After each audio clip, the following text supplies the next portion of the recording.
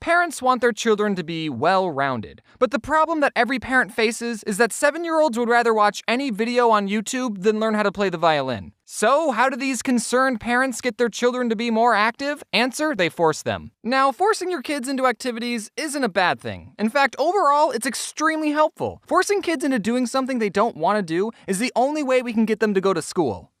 Okay, saying that out loud kinda sounded wrong. Doing extra activities, especially at a young age, not only teaches you important skills, but it also teaches you what your interests are. How are you gonna know if you don't like ballet unless you try it? I've tried it, and now I can say with confidence, ballet is not for me. I'm sure I'm not the only one who's had to deal with parents signing you up for sports, instruments, and more sports. I think when you're really young, you don't realize that you have a choice. Your parents just start taking you to soccer practice every Wednesday, and you think, oh, okay, I guess I'm doing this now. But all the activities I was forced into, while I never got invested in any of them, I'm still glad I did them, you know?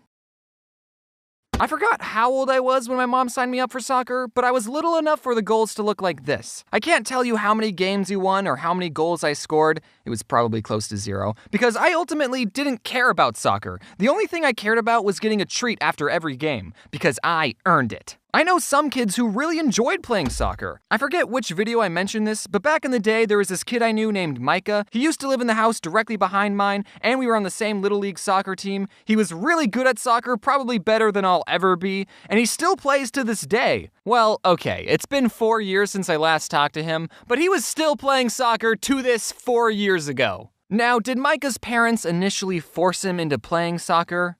Probably, I didn't ask. But if his parents never forced him into it, he would have never known how good he was at the game and how much he enjoyed it. But that's enough about Micah. This is my channel. I don't remember how I stopped playing soccer. I just stopped showing up to the practices one year, and then I never played again. And then my mom put me into Boy Scouts, and that was a lot better because it wasn't competitive and camping is awesome, and I made some dumb videos about it.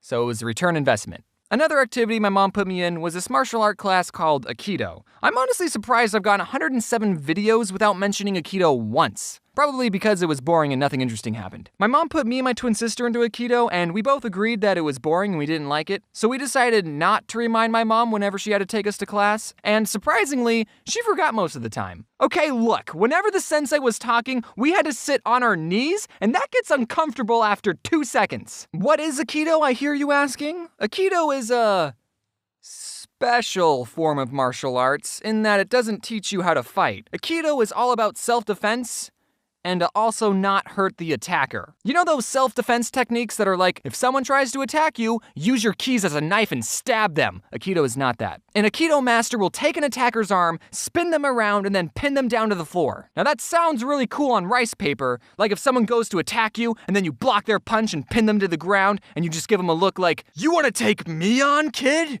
I've already got you pinned down. Now I'm not gonna hurt you, because I'm that powerful. But if you ever attempt to attack me or my clan ever again, I will be forced to use 10% of my power and break your spine in half. And I think my mom saw that Aikido was non-violent and taught self-defense, and she thought it was a better activity than learning how to kick someone in the face. But after doing some research on Aikido, I've learned that it's not really, what's the right word?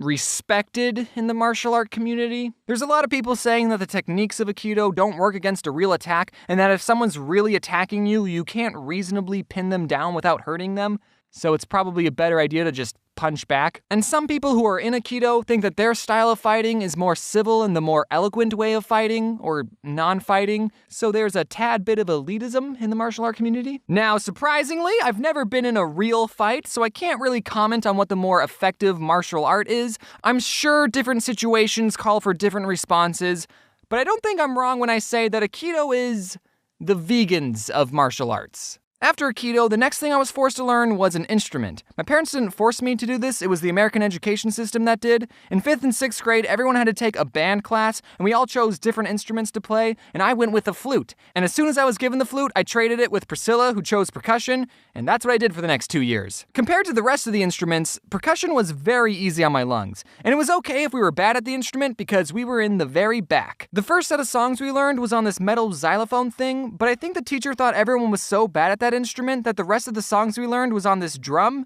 Just one drum, it looked like this. So while everyone else had to learn face and every good boy deserves fudge and whatever these lines connecting the notes mean, we cool kids in the back only had to memorize 3 notes: a hit on the drum, a hit on the side of the drum, and not hitting the drum. Now those are my favorite notes. Drums are so great, nothing beats the drums.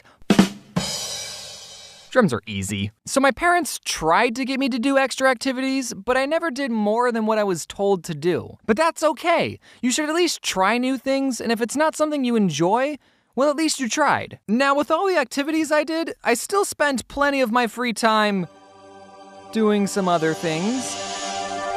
Okay, I played a lot of Neopets and RuneScape, and as much as I enjoyed these games, I would say overall, they didn't make me a more rounded person. Unless you count what they did to my horrible posture. People will spend their free time doing what they enjoy, and entertainment is designed to be entertaining. And while it's good to take some time doing things you enjoy, just like everything in life, it's all about balance. I think there's a very clear and important difference between a hobby and an addiction. If you enjoy playing video games and binging Netflix in your free time, then do that. Keyword being free time. You still need to set time to sleep, work, and socialize, and take showers. If I can smell that you were just binging a show, then that's gotta change. While I was working on this video, I wondered why it was more acceptable to be good at chess than it was World of Warcraft, because at its core, chess and Warcraft are the same thing.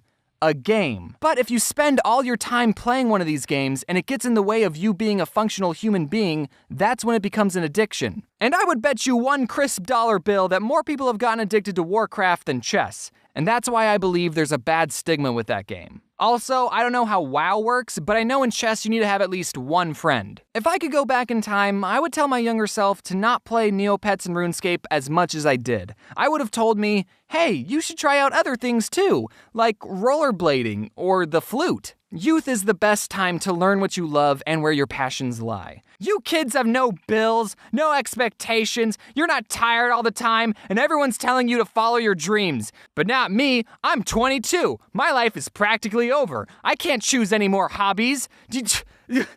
I wasted my childhood. I'm not saying don't play video games or don't watch YouTube. I understand that my main demographic is people who watch YouTube. But like I said before, it's all about the balance. Trademark. So go out there, try new things, join a club, go on a walk, draw something. I'm biased, but make a comic, write a short story, find a recipe online and cook something, or read a book. Take breaks, yes, but never stop learning. And when you're an adult, you can force your children to learn too.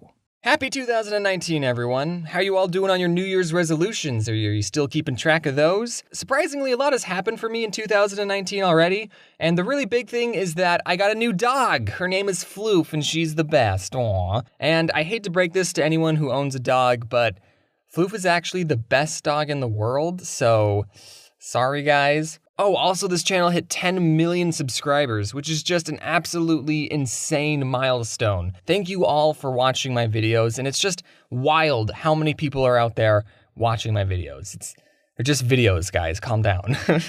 Also, big thanks to all my lovely additional artists. I wouldn't be able to make these videos as fast and as high quality as they are without them, so thank you all for working on this video, and cheers to 10 million. I guess the next video I'll be working on will involve sprinkles. Now, when I first started the sprinkle tradition, I thought, oh, it's just a fun little thing to do every once in a while, and now I'm buying a lot of sprinkles, so woe is me. I'm gonna go take a nap now, and as always, wear your seatbelt.